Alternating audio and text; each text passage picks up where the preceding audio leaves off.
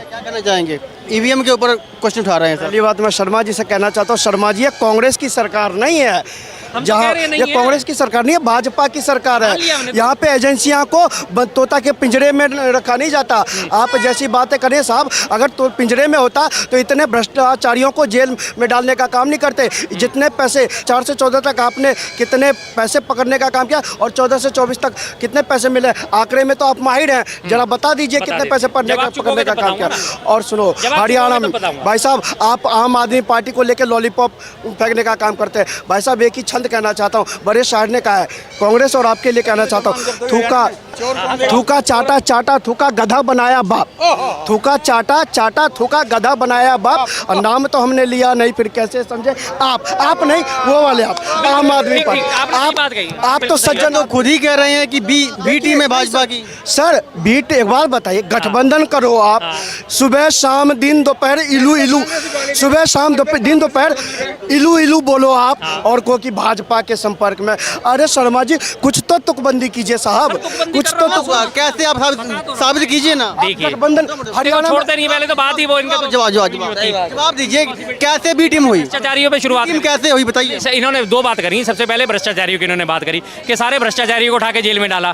भाई साहब हेमंत बिस्वा शर्मा के ऊपर घोटाले का आरोप, शारदा चिटफंड घोटाले का आरोप, शुभेंदु अधिकारी के ऊपर आरोप, ठीक है, छगन भुजबल के ऊपर आरोप, अजीत पवार के ऊपर आरोप क्या, और बकायदा घोटालों में प्रधानमंत्री ने बोला था 70,000 करोड़ का घोटाला। अजीत पवार चक्की पीसिंग जेल में क्यों नहीं है?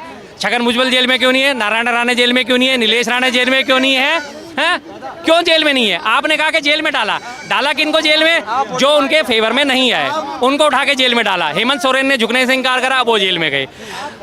अब केजरीवाल की बात करी जाए, केजरीवाल के ऊपर अभी तक आरोप सिद्ध नहीं हुआ, कोई क्लू नहीं मिला, लेकिन उसके बावजूद वो जेल काट के आया, सिसोदिया जेल काट के आया। किसको डाला जेल में? जो जगन मोहन रेड्डी था, जो केजरीवाल के साथ सह अभियुक्त था, जब उसने 55 करोड़ का इलेक्ट्रोल बॉन्ड का चंदा भाजपा को दे दिया, इमीडिएट उसकी जमानत हो गई, कमर दर्द का बहाना बना के। सुन लो यार, बीच में क्यों टोकते? मैंने आपकी पूरी बात सुनी ना, कांग्रेस को तो बीच में क्यों बोलते हो?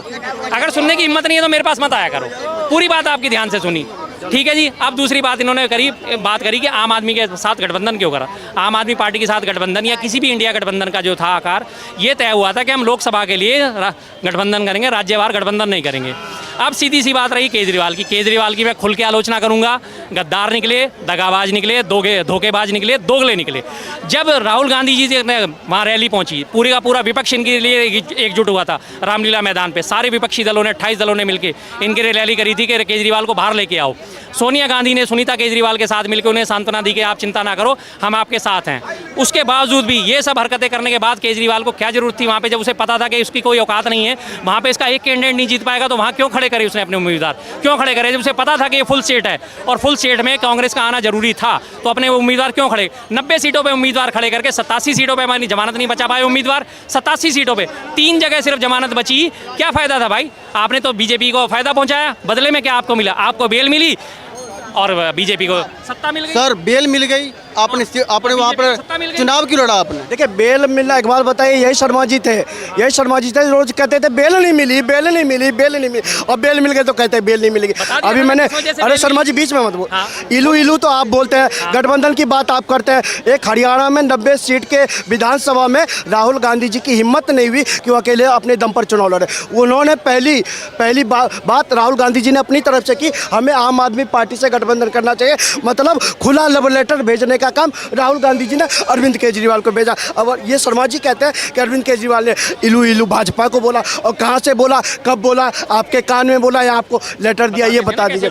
अब एक बात बताइए, हरियाणा सर सुन, एक बात बताए हरियाणा, अरे सर सुनो तो हरियाणा चुनाव पे तो आप जलेबी आप मुझे कब खिलाओगे, इसका मुझे इंतजार रहेगा। और रही बात हरियाणा में और कश्मीर में चुनाव हुआ, ये लोग कहते हैं कश्मीर में लोकतंत्र जीता है, लेकिन इनको पता होना चाहिए, हम भी मानते हैं लोकतंत्र जीता है, लेकिन कश्मीर ने लंगड़ी सरकार बनाई है, कश्मीर ने लंगड़ी सरकार बनाने का काम किया। अब आते हैं हरियाणा पे। साहब शर्मा जी, लोकतंत्र तो जीता है, परिवार तंत्र हारा है। लोकतंत्र तो जीता है, परिवार तंत्र हारा है। अब बताइए, परिवार तंत्र वही वाला परिवार तंत्र जिस पर बहन शैलजा के ऊपर जो आरोप लगाते थे, दलित भाइयों को जो आप नहीं देखना चाहते थे, जिनको पसंद नहीं करना चाहते थे, उसी शैलजा बहन की हाय लगी है परिवार को, चाहे दिल्ली बहन हो गई अब। अरे सुन तो लो दादा शर्मा जी, शैलजा बहन हो गई। चाहे दिल्ली वाला परिवार हो, तुम शैलजा बहन हो गई। हाँ देखिए हाँ। चोट लग रही है, नहीं चोट नहीं लग रही, चोट लग तुम्हारी रही वो है। देख रहा हूँ दोगलापन भाई। अब सुनो दोगलापन मैं बता रहा हूँ और किसे क्या? कहते शैलजा बहन हो हैं, गई। ये कहते हैं अभी तंत्र तो हारा, हो गई थी। ये कहते हैं तंत्र हारा, लेकिन शर्मा जी को नहीं हारा, तंत्र परिवार तंत्र बोलने में शर्म आती है। इनका आरोप ये भी है, पर इनका आरोप ये भी है, हरियाणा में और कश्मीर में लोकतंत्र जीता है, परिवार तंत्र हारा है। अच्छा। पर इनका आरोप ये भी कह रहे हैं कि नायाब सिंह सैनी ने कुछ कहा था, उसके ऊपर तंज कस रहे हैं क्या क्या कहा था? कि सेटिंग हो चुकी है, हम आ रहे हैं, हम मैं आपको मैडम बोल रहा हूँ, सॉरी। तो देखिए पहली बात, नायब ये शर्मा जी वही है जो छाती ठोकते थे यहीं पे, जो चैलेंज करते थे कई वीडियो में, चाहे आप DS4 उठा के देख लो, चाहे PM4 उठा के देख लो, जो एजेंडा चलाते हैं उनमें उन्होंने डंके की चोट पर कहा था अगर हरियाणा में नहीं आई तो शायद इनके बाद कई वीडियो में देखूंगा, निकालूंगा और मैं फिर इनसे, लेकिन उन्होंने कहा था हरियाणा में आएगी। और मैं आपको बता दूं हरियाणा में किसानों ने अपनी ज़मीनें बचाने का काम किया, हरियाणा में खिलाड़ियों ने अपनी खेल का मैदान बचाने का काम किया, हरियाणा जवाब हरियाणा में जवानों ने देश की सरहद को सुरक्षा करने का काम किया। अगर ये लोग आते तो किसानों की ज़मीन, खिलाड़ियों का मैदान सब लूट के ले जाते। जवाब सर, आपने कहा अग्निवीर ठीक है ना, मुद्दा है, जाट सड़कों पर हैं, कहाँ गए? वही तो बताया, सारे गए, तंत्र की भेंट चढ़ गए। इन्होंने नहीं सुना ना वो बयान नायब सिंह सैनी का। देखो बीच में मैं बोला था सर, परिवार मैं बीच में बोला था, आपने बोलना, आप बोलते रहो, मैं निकल जाता हूँ। मन में चलो आप, कोई दिक्कत नहीं, बोलते रहो। मैंने तो पहले ही कहा सारे तंत्र की भेंट चढ़ गए। लोकतंत्र में से महातंत्र की जीत हुई, लोक हार गया। आप कितने भी मुद्दे बना लो, आपके एक बार चैनल पे मैंने पहले भी बोला था, बीजेपी का सपोर्टर है 40% वोटर। उस 40% को आप कुछ भी दिखा दो कि तुम्हारे साथ ये गलत हो रहा है, तुम्हारी बहन बेटियों के साथ बलात्कार होगा, वो कहेंगे पहले कांग्रेस सरकार में नहीं होते थे। वो कहेंगे भाई देखो तुम्हारे राज में दलितों के ऊपर मूता जा रहा है, दलितों के ऊपर पेशाब करा जा रहा है, उनको घोड़ी चढ़ने से रोका जा रहा है, पहले नहीं होता था। इनको कुछ भी समझा लो, इन्हें कोई फ़र्क नहीं पड़ने वाला, ये वहीं के वहीं रहेंगे। इन्हें ये नहीं दिखा कि हरियाणा में बलात्कारी राम रहीम, जिसे 20 साल की सज़ा हो चुकी है, उसे पिछले 4 साल के अंदर करीब 1 साल की पैरोल मिल चुकी, और जो उसे बार बार पैरोल देने वाला जेलर था उसको बीजेपी ने टिकट दे दिया। तो क्या आपको गठबंधन उनका नज़र नहीं आता कि आपस में उनकी क्या गैलमेल थी? एक आम आदमी जो है 3-3, 4-4, 5-5 साल सड़ता रहता है जेल में, उसे एक दिन की पैरोल नहीं मिलती, उसे दिवाली बनाने के लिए, होली बनाने के लिए पैरोल नहीं मिलती। लेकिन वो बलात्कारी बाबा इतना बढ़िया आदमी है, अभी अगस्त में पैरोल लेके गया था 40 दिन की, और उसके बाद सितंबर बीच में या अक्टूबर में उसे फिर पैरोल मिल गई। बलात्कारी बाबा जिसे बाकायदा बलात्कार के जुर्म में और हत्या के जुर्म में 20-20 साल की सज़ा मिली हुई है, लेकिन इनके ऊपर कोई असर नहीं पड़ेगा। इनको विदेश फोगाट के जो है कपड़े खींचते हुए, इन्हें बाल खींचते हुए इन्हें नज़र ही नहीं आएंगे। इन्हें अग्निवीर मर गया, उसे शहीद का दर्जा नहीं दिया जा रहा, उसे पैसे नहीं दिए जा रहे। जो पीछे भी राहुल गांधी जी ने मुद्दा उठाया था कि वादा करा जाता है 1 करोड़ दिया जाएगा, लेकिन उसे दिया क्या था? मात्र 42 लाख रुपये, और बाकी जो पैसा था वो इंश्योरेंस कंपनी ने देना था, सरकार ने नहीं देना था। लेकिन इन्हें वो नज़र नहीं आएगा। इन्हें प्रज्वल रेवन्ना, इन्हें वो नज़र नहीं आएगा। इन्हें कुलदीप सेंगर, इन्हें वो नज़र नहीं आएगा, नहीं नज़र आएगा इन्हें। तो इन लोगों से तो भाई साहब बहस करना, और वो कहते हैं ना भैंस के आगे, अंधे के आगे रोना अपने नैन खोना वाली बात है। लेकिन फिर भी हम बोलते रहेंगे। अब ये बात करते हैं कश्मीर की, मैं जरा सी बात पूरी करके खत्म कर रहा हूँ। अब ये बात करते हैं कश्मीर की। कश्मीर में क्या हुआ भाई साहब? जम्मू कश्मीर को पिछले 5 साल से इन्होंने 2019 के बाद से 370 हटा के, अरे लंगड़ी को छोड़ो यार, कैसी भी बन जाए, लंगड़ी तो केंद्र में भी है, उसको लंगड़ी क्यों नहीं कहते?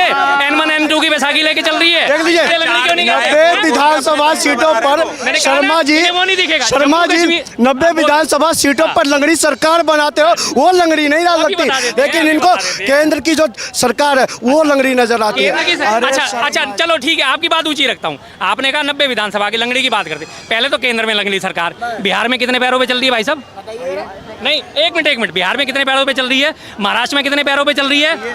गोवा में कितने पैरों पे चल रही है? मणिपुर में कितने पैरों पे चल रही है? हम केजरीवाल की तरह गठबंधन में रात को इलू दिन को वो थोड़ी बोलते हैं। अरे भैया दिन